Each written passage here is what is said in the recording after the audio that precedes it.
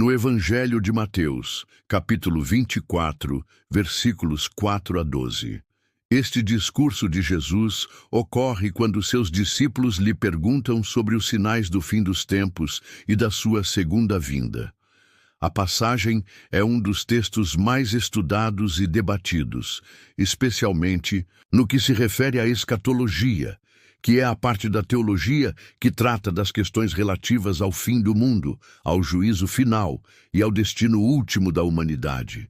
No momento em que Jesus fala essas palavras, ele está em Jerusalém, poucos dias antes da sua crucificação.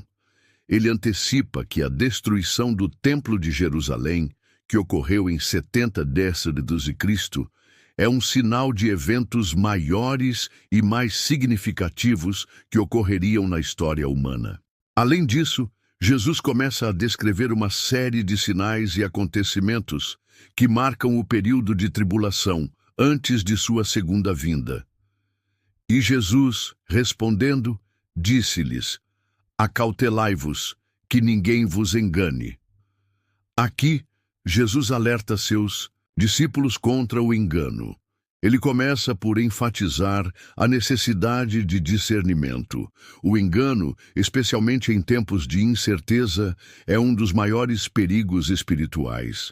A ênfase de Jesus é que os falsos ensinos e os enganos se espalharão rapidamente, porque muitos virão em meu nome, dizendo: eu sou o Cristo, e enganarão a muitos. Jesus alerta sobre o surgimento de falsos cristos, ou seja, pessoas que se apresentarão como se fossem o Messias. Eles enganariam muitas pessoas, aproveitando-se da expectativa messiânica existente entre os judeus, de que o Messias viria para libertar o povo. Esse tipo de engano é algo que se repetiria ao longo da história, com vários indivíduos se dizendo ser o Cristo. E ouvireis de guerras e de rumores de guerras. Olhai, não vos assusteis, porque é mister que isso tudo aconteça, mas ainda não é o fim. Jesus prevê conflitos militares, guerras e rumores sobre guerras, uma constante ao longo da história humana. Porém, ele adverte para que os discípulos não se assustem, pois esses eventos são apenas parte do processo, mas não significam o fim imediato. O fim que ele menciona está relacionado a algo mais profundo e definitivo, a consumação do plano de Deus. Porquanto se levantará nação contra nação, e reino contra reino, e haverá fomes, e pestes, e terremotos, em vários lugares. O apóstolo descreve uma série de catástrofes naturais e sociais, guerras entre nações, fome, doenças e desastres naturais. Essas coisas seriam sinais de uma agitação global, mas ainda não representam o fim. Elas são parte do processo de dores, ou seja, momentos de aflição e sofrimento que antecedem o grande evento da vinda de Cristo. O princípio de dores é uma expressão usada por Jesus para descrever os sinais iniciais de grande sofrimento que aconteceriam antes do fim. Em outras palavras, as guerras, fome, pestes e terremotos não são o fim em si mesmos, mas apenas o começo de uma série de eventos que culminariam no retorno de Cristo. Então vos hão de entregar para serdes atormentados, e matar-vos-ão, e sereis odiados de todas as nações por causa do meu nome. Jesus profetiza que durante os tempos de tribulação, os seus seguidores seriam perseguidos, torturados e mortos por causa de sua fé. O ódio às nações contra os cristãos seria uma característica desse período. Esta profecia foi cumprida, em parte durante os primeiros séculos do cristianismo, mas muitos acreditam que ela se aplica a todas as eras de perseguição religiosa. Nesse tempo, muitos serão escandalizados e trair-se-ão uns aos outros, e uns aos outros se odiarão. Jesus fala de uma apostasia, abandono da fé generalizada. A pressão da perseguição e das dificuldades fará com que muitos cristãos abandonem a fé ou se entreguem ao pecado. A traição e o ódio entre os próprios cristãos seriam sinais de que o amor e a fidelidade à causa de Cristo estariam se esfriando. Este fenômeno também é visível ao longo da história da Igreja, especialmente em períodos de perseguição. E surgirão muitos falsos profetas e enganarão a muitos. Novamente, Jesus adverte sobre a proliferação de falsos líderes religiosos que distorceriam a verdade do Evangelho. Eles enganariam as pessoas, aproveitando-se da fragilidade emocional e espiritual de quem está passando por crises e tribulações. E, por se multiplicar a iniquidade, o amor de muitos esfriará. O aumento da iniquidade, do mal, do pecado, resultaria em um esfriamento do amor, especialmente o amor cristão, que deveria ser centrado em Deus e no próximo. Isso descreve a moralidade decadente que pode caracterizar os últimos dias e a perda do zelo espiritual. O tema do esfriamento do amor e da falta de compaixão é profundamente abordado na Bíblia, especialmente em Mateus 24:12, onde Jesus diz: "E por se multiplicar a iniquidade, o amor de muitos esfriará." Esse versículo traz um alerta sobre os tempos difíceis e a crescente degradação moral, onde o mal e a injustiça, iniquidade, aumentam, causando um esfriamento do amor e da compaixão no coração das pessoas. O esfriamento do amor pode ser entendido de várias maneiras dentro do contexto cristão, mas em essência ele reflete uma diminuição ou perda do amor genuíno, que é o amor altruísta, bondoso, compassivo e incondicional, tão enfatizado nas Escrituras. Iniquidade ou maldade crescente. A palavra iniquidade refere-se ao aumento do pecado, da injustiça e do comportamento moralmente errado. Quando as pessoas se distanciam de Deus e de seus princípios, o mal tende a se multiplicar na sociedade. Essa multiplicação do pecado faz com que o ambiente se torne mais hostil, impessoal e egoísta, afetando a capacidade das pessoas de amar o próximo. A pressão das adversidades e tribulações.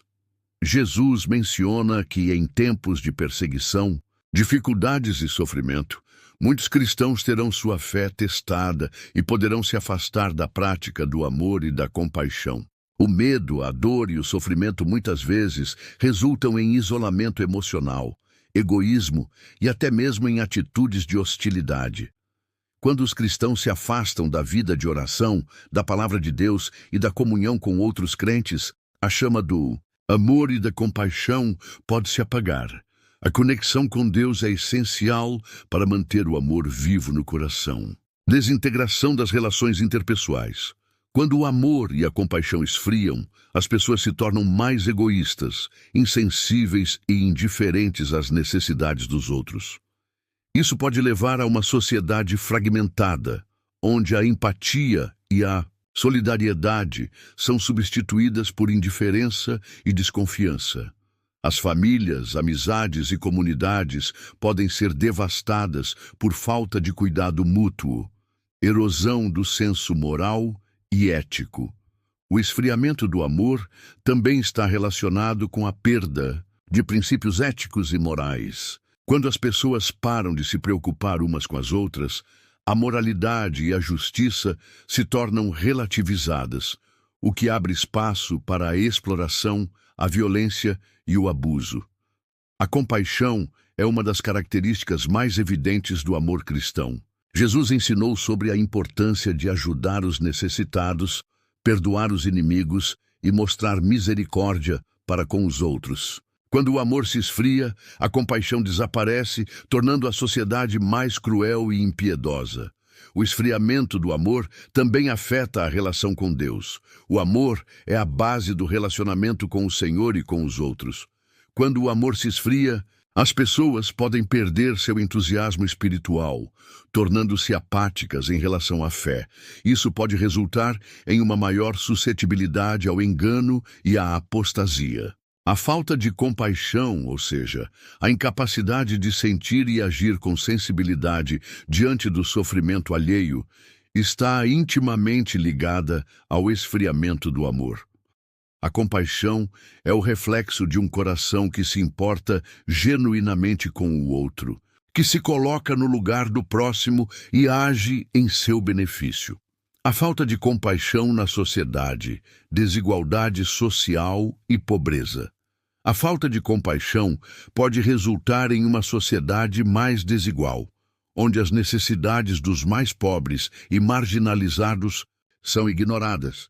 Sem a motivação do amor e da compaixão, as desigualdades podem se aprofundar, criando uma divisão crescente entre as classes sociais. Aumento da violência e da injustiça.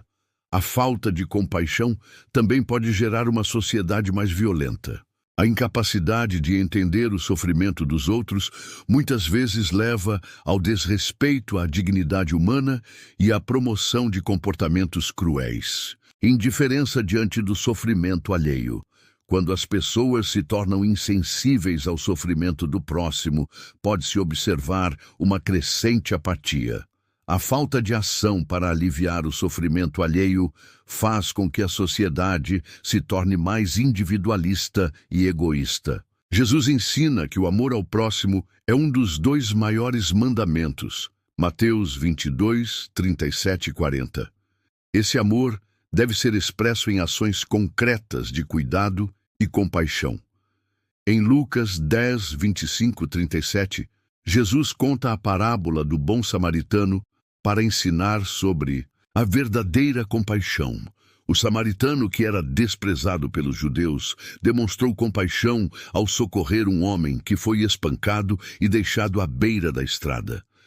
Essa parábola ilustra a importância de estender a compaixão além das barreiras sociais, culturais e religiosas. Jesus como exemplo de compaixão. Ao longo dos evangelhos, vemos que Jesus foi a personificação da compaixão. Ele curou os doentes, alimentou os famintos e mostrou misericórdia com os pecadores. Ele nos ensinou que o amor verdadeiro se manifesta por meio da ação em favor dos outros, especialmente dos marginalizados e oprimidos. A fé sem obras é morta. Em Tiago 2, 14 e 17, é enfatizado que a fé, sem ações concretas de amor e compaixão, é inútil. A fé cristã verdadeira deve ser acompanhada de ações que demonstrem amor ao próximo, principalmente aos mais necessitados. O amor como testemunho para o mundo. João 13:35 nos diz que nisto todos conhecerão que sois meus discípulos, se vos amardes uns aos outros. A falta de compaixão pode enfraquecer o testemunho cristão no mundo, pois o amor genuíno é o que distingue os seguidores de Cristo. O esfriamento do amor e a falta de compaixão são fenômenos que não apenas afetam a sociedade, mas também têm profundas implicações espirituais. Eles resultam na desintegração das relações interpessoais, na erosão dos valores morais e na perda da eficácia do testemunho cristão. O cristão é chamado a manter o amor vivo, cultivando a compaixão e o cuidado com o próximo, como Jesus fez e ensinou. Ao invés de ceder à iniquidade crescente, os cristãos devem ser luz no mundo, mostrando o amor de Cristo através de suas ações. Esse amor e compaixão são uma resposta ao sofrimento do mundo e um reflexo da graça que recebemos de Deus. Os sinais da volta de Cristo estão todos patentes. Devemos estar preparados para entrar no seu reino, vivendo todos os dias as artes das boas obras e fugindo da corrupção do mundo. Se você gostou, deixe seu like, se inscreva no canal e deixe seu comentário.